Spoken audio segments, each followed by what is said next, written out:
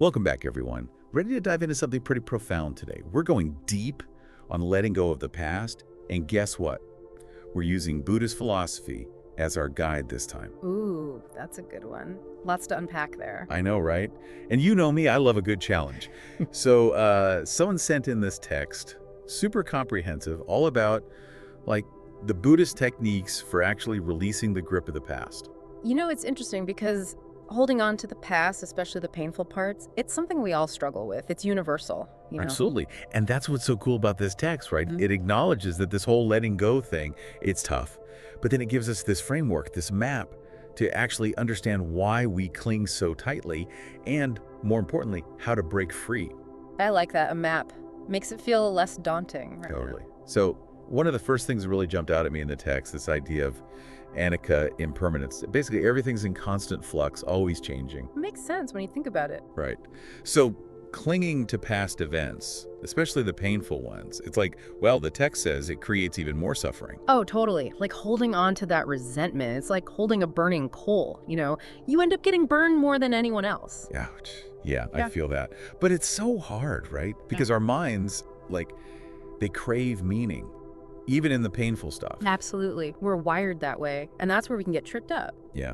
How many times have you, replayed a past event over and over in your mind, trying to, dissect it, Okay. figure out what went wrong, what you could have done differently? All the time. It's natural to want to understand, right? To learn from our experiences. Exactly. But, and here's the catch, sometimes that search for meaning turns into rumination. And then we're stuck, spinning our wheels in self-blame and regret. Oh, 100%. Yeah. Been there. And it's exhausting. Totally. So how does this whole anicca thing, this impermanence, help us break free from that cycle of, mental torture? Well, if we can really grasp that everything is impermanent, even those feelings of sadness, anger, regret, they'll pass eventually. It becomes easier to let go because, well, clinging only prolongs the suffering, doesn't it? So it's more about riding the wave of those emotions rather than, trying to fight them. Think of it like this. Remember a time you were super upset about something, right? But now, looking back, it's not such a big deal. Oh, yeah. Happens all the time. Right. Well, Annika, at work, everything changes, even our feelings. Mind blown. I never thought about it like that. But here's the thing. Even when we get it, intellectually, letting go is hard. Why do we cling so tightly to the past? What's the deal? Okay, so the text breaks it down like this. Could be fear, right? Fear of loss. Maybe we feel like if we let go of a painful past, we're losing part of ourselves. I can see that. Or sometimes it's about identity, Yeah. We've defined ourselves by our pain for so long it's become who we think we are. Oh, that's deep. And maybe we haven't processed the emotions fully, like that anger we never expressed, or the hurt we buried deep down, they kind of fester. Exactly. All those unprocessed emotions, they hold us back from truly moving on. Okay, so knowing all that, where do we even begin to break free from this past grip? First step, self-awareness. Ask yourself, what purpose does holding on to this serve? Is it helping you move forward, or is it, keeping you stuck? So it's about being brutally honest with ourselves, Right. and recognizing the patterns that aren't serving us anymore. Exactly. Taking ownership of your emotional well-being, it's a choice to let go of what's weighing you down. Powerful stuff. But okay, question. Does letting go mean we just forget it all? Is that even possible? Great question. Buddhism doesn't see the past as an enemy to conquer, not something to erase. Instead, it's a teacher. Wait, seriously? Even those cringeworthy moments we wish we could forget. Think about it. Those experiences, however painful, shaped who you are today, right?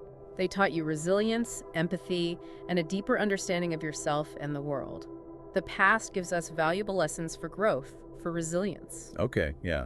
Instead of focusing on the negative, we focus on what we learned, the growth that came from those experiences. Exactly. Shifting from a failure mindset to a learning and growth mindset. It really is a shift. And that brings us to those practical techniques Buddhism offers for actually releasing the grip of those, heavy emotions. Ooh, yes. Getting to the good stuff now. This is Yeah. what I'm talking about. So many of us, we get stuck on what to do to actually let go, even when we understand why it's important. I hear you. So the first one we'll look at, mindfulness meditation. Maybe you've heard of it. Oh, for sure. Though, full disclosure, I've tried those meditation apps, Hmm. and I get so distracted. Thoughts popping up, to-do lists, replaying conversations in my head. It's like my mind just won't quit. That's so normal, Yeah. honestly. The goal of mindfulness isn't to stop thinking. It's about learning to observe those thoughts and emotions without judgment. Okay, so not getting swept up in the drama. Yeah. Think of those thoughts like clouds passing in the sky. You see them, but you don't have to engage. Just let them drift. So creating space between the feeling and my reaction to it. Exactly. There's this analogy in the text about watching a movie. You get caught up in the story, right?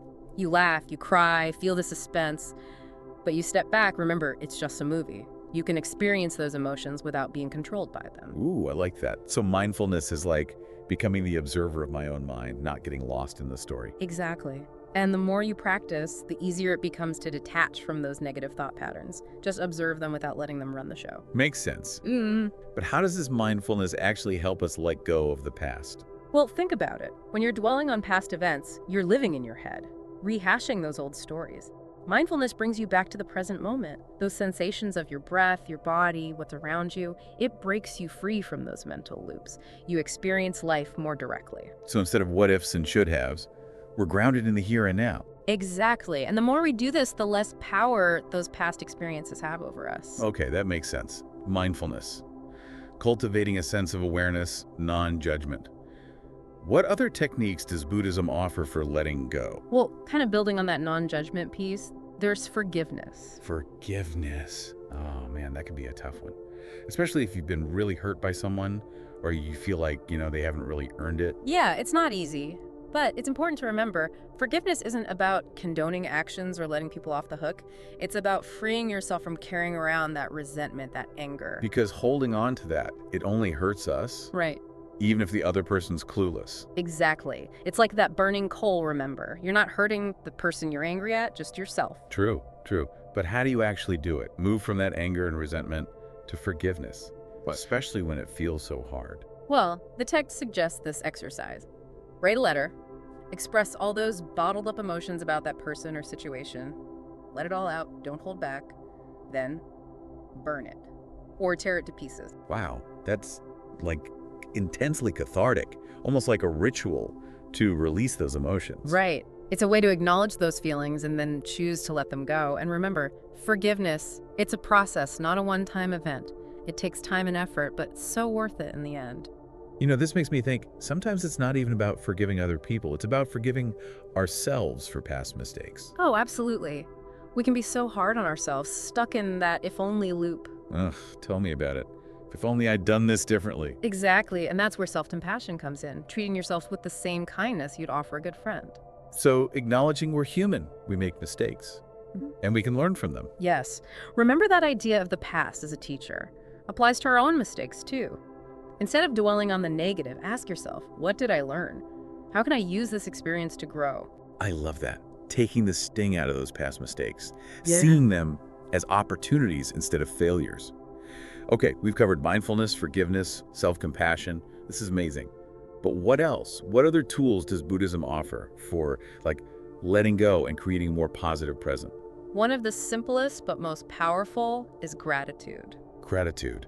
Okay, but sometimes when I'm feeling down, stressed, it's tough to focus on what I'm grateful for. It's a practice, but the more you do it, the more natural it becomes. The text talks about how gratitude shifts our focus from what we lack to what we have. So instead of dwelling on what we wish was different, we're training our minds to see and appreciate the good, even the small stuff. Exactly. And the cool thing is, the more you practice gratitude, the more you start to see those positive things everywhere, like rewiring your brain to focus on the good. And that naturally helps you let go of the negativity and resentment that comes with dwelling on the past. Love it. It's like actively choosing to focus on the bright side, creating a more positive and joyful experience of the present. Okay, how do we actually do this? Got any tips? Absolutely. Try this. Before bed, write down 3 things you're grateful for. Anything. A good meal, a pretty sunset, a kind word from someone, even just having a roof over your head. Such a simple act. But I can see how doing that consistently could really shift your outlook. Right. It's about training your mind to notice that abundance that's already there instead of getting caught up in what's missing. Okay, so we've got mindfulness, forgiveness, self-compassion, gratitude. This is an incredible toolkit. I'm already feeling lighter just thinking about it. That's great to hear. Oh, there's one more technique I want to share, especially helpful for those like really tough emotions. Visualization. Ooh, visualization. Tell me Mhm. more. It's used in lots of traditions, and it can be surprisingly effective in helping let go. The text suggests this. Close your eyes and imagine all those regrets, resentments, the weight of the past, like a heavy burden you're carrying. Now picture yourself taking that burden off, putting it down. Feel that lightness as you release the weight. Wow.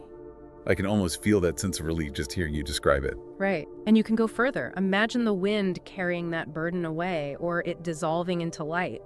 The key is to really feel that release, that freedom from the past. This is incredible. We've covered so much. Mindfulness, forgiveness, self-compassion, gratitude, visualization. It's like a whole new way to relate to the past and really embrace the present moment.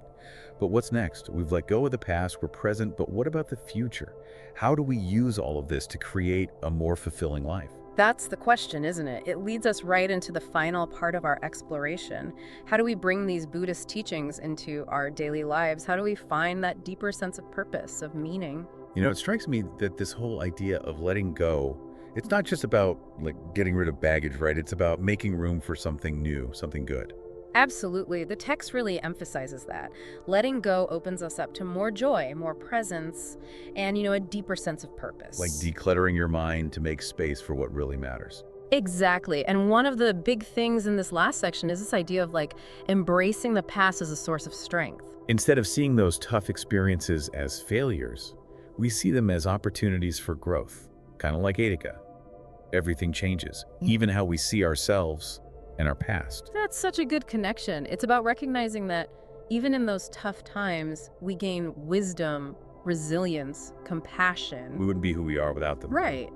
And the text even suggests this exercise. Think about those qualities you value most in yourself. Then trace them back, where did they come from? Interesting. So much of who we are comes from those experiences. And often you find that a lot of those positive qualities, they were forged in those challenging experiences. Wow. So the past isn't this enemy to conquer. It's part of our journey. Exactly. And then, of course, there's embracing the present moment. Remember that Buddha quote, "The present moment is all we have." So powerful. But, it's one thing to get it intellectually and another to actually live that way. It's a practice. And the text gives some good advice on cultivating that sense of presence, like really paying attention to the small things, the everyday joys we often miss. Savoring that cup of coffee, listening to the birds, feeling the sun. Yes. Those little moments are so precious. It's about hitting pause on autopilot and tuning in to our senses. Being present on purpose. Exactly. The text suggests taking a few minutes each day just to sit and notice those sensations. Your breath, the sounds around you. It grounds you in the present moment. You appreciate all that richness of experience that's available right now. Love it. We're choosing to create a more mindful, joyful experience. And as we cultivate this presence, we make space for a deeper sense of purpose and meaning to emerge. Which brings us to finding our purpose. But in Buddhism, it's not about achieving some big external goal, right? You got it. It's about a state of being, a way of living in harmony with ourselves and the world. So less about what do I want to achieve and more about how do I want to live. Beautifully said. The text has these 3 questions, and they're really thought-provoking. What brings me joy? How can I serve others? What legacy do I want to leave behind? Oh, those are big questions. But I can see how they could lead to some deep insights about what truly matters. It's about aligning your actions with your values, finding that place where your passions meet the needs of the world. And it doesn't have to be some huge, grand mission, right? Not at all. It could be bringing more kindness into your everyday interactions or sharing your talents with others. So it's about finding that sense of fulfillment in the everyday things, Yeah. the small acts of service, the connections. Precisely. It all adds up to a life well lived. This has been such an incredible journey. We've explored how Buddhist philosophy can change how we see the past, offering real tools for letting go of negativity and embracing the present moment with more mindfulness, gratitude, and purpose. And remember, it's a process, not a destination. We might slip back into old patterns, but each step towards awareness and compassion takes us on a brighter path. I love that. Progress, not perfection. The text ends with this beautiful quote from Buddha. Just as a candle lights another, your inner light can illuminate the path for others. What a powerful thought. When we cultivate our own peace and wisdom, we naturally become that source of light for the people around us. So as we wrap up this deep dive, I'll leave you with this. How can you let your light shine? How can you help others on their journeys? And until next time, keep exploring, keep diving deep, and keep letting go of what no longer serves you. Thanks for joining us.